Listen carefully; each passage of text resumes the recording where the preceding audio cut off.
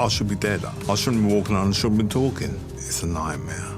Of course it was my fault. I delivered the punch. Chris Eubank is still tormented with guilt and struggles to comprehend what happened on the night he fought Michael Watson. I can't tell you how surreal. Eubank made waves in the boxing scene, not only for his memorable fights, but also for his eccentric personality. With a granite chin, he reigned as world champion for over 5 years.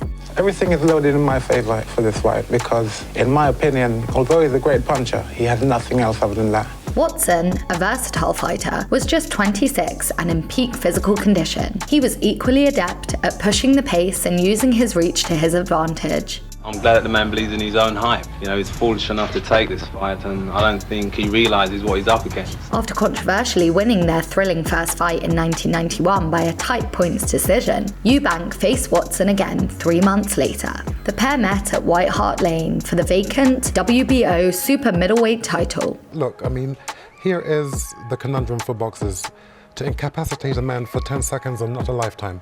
They are the risks of boxing. Their rematch was just as fierce as their first bout. This time, Watson was ahead on the cards after knocking Eubank to the floor in the penultimate round. Oh, that's the first clean knockdown he's had in his career. Watson seemed destined to win and claim his first career title, but Eubank stunned everyone by bouncing back to his feet. It's only Eubank's fighting spirit, his warrior instinct, that got him up. Eubank then landed a devastating uppercut, causing Watson to fall backwards and hit his head on the ropes. And out of sheer desperation, he produced this incredible uppercut. While Eubank celebrated his victory, Watson collapsed in the ring.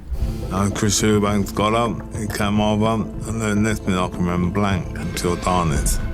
Fight for survival. With no paramedics at the fight, Watson did not receive oxygen for 8 minutes, and it would be another 20 minutes before he was taken to the nearest hospital. We didn't realise the damage at the time. The fighter spent 40 days in a coma and had 6 operations to remove a blood clot in his brain. Just like that, his boxing career was over, and there were fears he would never recover. However, after spending over a year in intensive care and 6 more years in a wheelchair, he mounted an incredible recovery. Slowly, Watson regained movement and the ability to speak and write. I'm more than a conqueror. I'm a winner and a born champion. He sued the British Boxing Board of Control for negligence, claiming the necessary medical care was not ringside. Watson showed incredible determination by completing the London Marathon in 2003, raising money for the Brain and Spine Foundation.